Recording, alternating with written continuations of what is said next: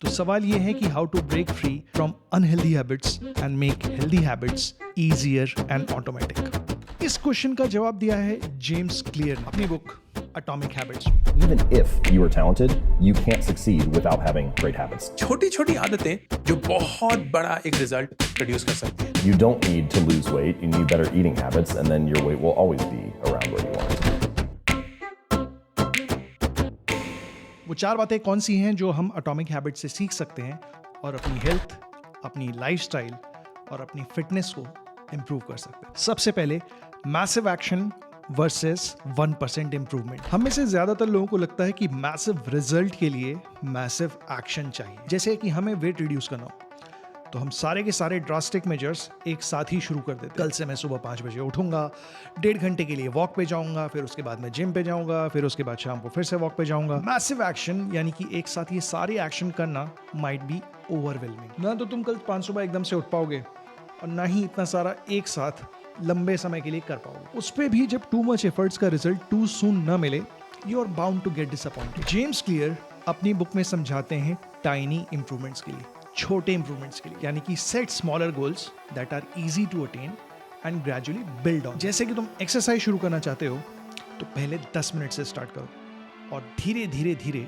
इसके ऊपर बिल्डअप करते जाओ। Lesson number 2, progress is not linear. Growth और इंप्रूवमेंट दोनों एक स्ट्रेट लाइन में नहीं होते हैं, इसमें यूजुअली कुछ ना कुछ अप्स एंड डाउन्स आते रहते हैं। फॉर एग्जांपल, एक्सरसाइज शुरू कर रहे हो या लाइफस्टाइल में चेंजेस अडॉप्ट कर रहे हो। इनिशियली इंप्रूवमेंट ना तो इमीडिएटली अपेरेंट होने वाला है और उस पे भी स्टैमिना का इशू, सेटबैक्स, प्लेट्यू, ये सब डिस्करेजिंग हो सकता है। When it comes to exercise, when people start doing it, they have very high level of motivation and they begin with very high level of enthusiasm. लेकिन जब थोड़ा time मिलने के बाद हमें रिजल्ट्स नहीं मिलते और when we encounter some setbacks, it becomes disappointing. इस फ्रस्ट्रेशन में ज्यादातर लोग गिव अप कर देते हैं and they return back to their older routines. Why should you know this? क्यों बता रहा हूं मैं तुम्हें ये? Because next time जब आपको अपने रिजल्ट्स ना मिले, so that you don't get disappointed, you don't get frustrated and you don't give up. तीसरा लेसन जो हमें एटॉमिक हैबिट्स से सीखने मिलता है वो है goals versus systems. Atomic habits हमें सिखाती है कि we should focus more on our systems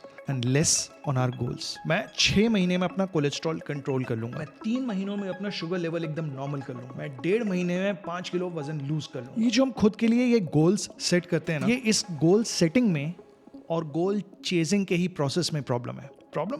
पर मुझे तो लगा गोल सेटिंग एक अच्छी चीज है। वेल, मेरा भी अब तक का चीजों को करने का तरीका यही था, गोल सेटिंग। कुछ करना है, गोल सेट किया, उसके पीछे भागते रहे। But that was before when I came across this book. और जब मैंने पढ़ा, it occurred to me that yes, James Clear is right. Goal setting की अपने आप में कुछ प्रॉब्लम्स हैं।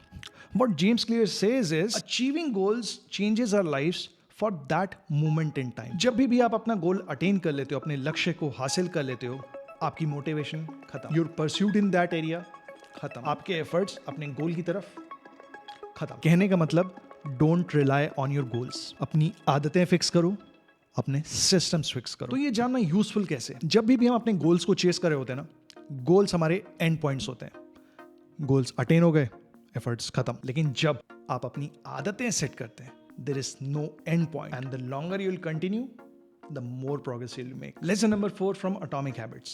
4 laws of behavioral change. नई आदतें डालने के लिए जेम्स क्लियर ने 4 स्टेप्स बताए। Number 1, make it obvious. Number 2, make it attractive. Number 3, make it easy. And number 4, make it satisfying. इसी तरह खराब आदतों को छुड़वाने के लिए भी जेम्स क्लियर ने यही 4 स्टेप्स बताए। आदत छुड़वानी है तो सबसे पहले make it invisible. Number 2, make it unattractive. Number 3, make it difficult.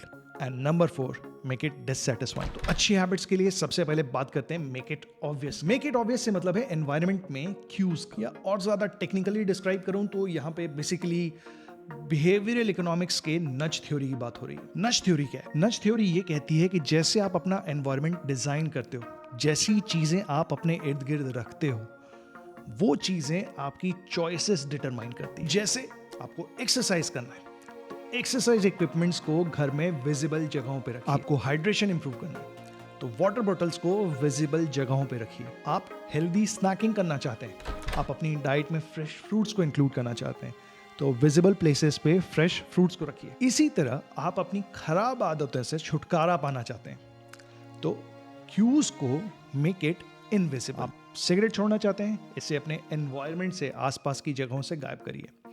आप स्नैकिंग के लिए बिस्किट्स, नमकीन, चिप्स ये सब खाते रहते हैं, अपने विजिबल एनवायरनमेंट में से इसको हटाइए। अब अगर फ्रिज में मैसूर पाक का पैकेट रखोगे तो स्नैकिंग में वाटरमेलन स्लाइसेस तो नहीं खाओगे, या घर में मधुशाला खोल के बैठोगे तो अल्कोहल तो नहीं छोड़ पाओगे, या किचन में मैगी का 6 पैक रखोगे तो मील में ब्रोकली तो नहीं खाओ। Second law, make it attractive. James clear कहते हैं कि अच्छी हैबिट्स को डेवलप करने के लिए make those habits attractive. James clear की ये बात बेसिकली बेस्ड है प्रीमैक प्रिंसिपल पे या टेम्पटेशन बाइंडिंग पे। जेम्स क्लियर बेसिकली इस लॉ में कहते हैं combine actions that you need to do with actions that you want to do. Need to do actions यानी जैसे कि जिम जाना या वर्कआउट करना या वॉक पे जाना। बेसिकली ये वो एक्शंस हैं that you should be doing but probably शायद आप करो, आप ना करो। लेकिन इन एक्शंस को, इन आदतों को आप अगर कंबाइन करते हो उन एक्शंस के साथ that you want to do, such as watching Netflix और listening to your favourite podcast on Spotify और listening to your favourite rock star on YouTube music, तो उन एक्शंस को करने की प्रोबेबिलिटी बहुत ज्यादा बढ़ जाती है। मैं खुद इसका यूज करता हूँ जिम में कार्डियो करते टाइम, नेटफ्लिक्स पे एक्शन मूवीज। इससे अच्छा क्या है किक के लिए। इससे होता यह है कि that even when you are not looking to exercise, आप कंडीशन हो जाते हो एक्सरसाइज करने के लिए। Third law, make it easy. ये लॉ बेसिकली कहती है कि जितना ज्यादा किसी काम को करने में फ्रिक्शन होगा उतनी ही कम लाइकलीहुड होगी कि आप उसको रिपीट करोगे। Human beings follow the path of least resistance, यानी कि नई अच्छी आदतों को डालने के लिए फ्रिक्शन कम करो। कैसे कर सकते हैं इसे? सुबह जिम जाना है, रात को जिम वेयर पहन के सो जाओ।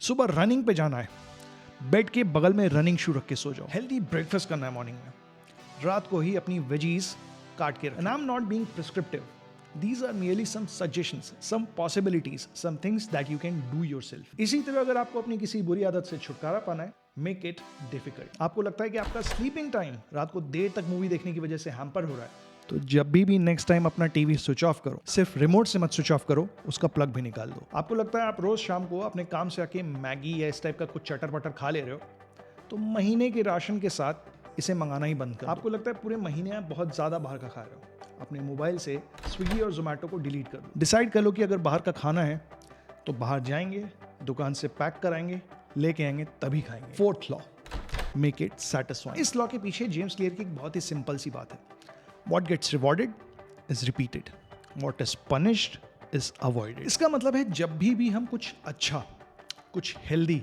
अपने लिए कर रहे होते हैं, we should be rewarding ourselves. अब रिवॉर्ड का मतलब ये नहीं है कि तुम वर्कआउट करके आए उसके बाद हल्दीराम के छोले भटूरे बैठ के खाने लगे। रिवॉर्ड सटल भी हो सकते हैं, जैसे जिस दिन जिम गए उस दिन कैलेंडर पे टिक मार्क किया, या आपने स्मोकिंग छोड़नी थी, आपने जिस दिन स्मोक नहीं किया कैलेंडर में वो दिन स्ट्राइक ऑफ किया।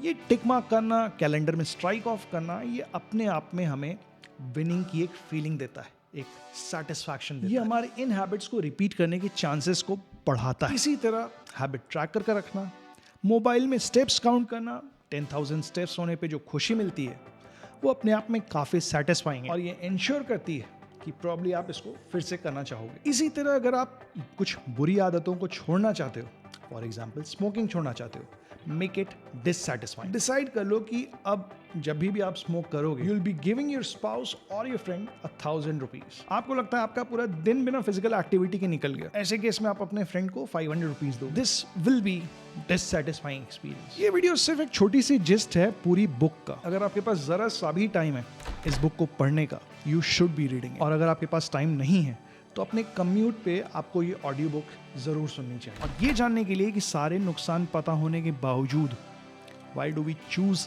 अनहेल्दी, इस वाली वीडियो को जाके देखो।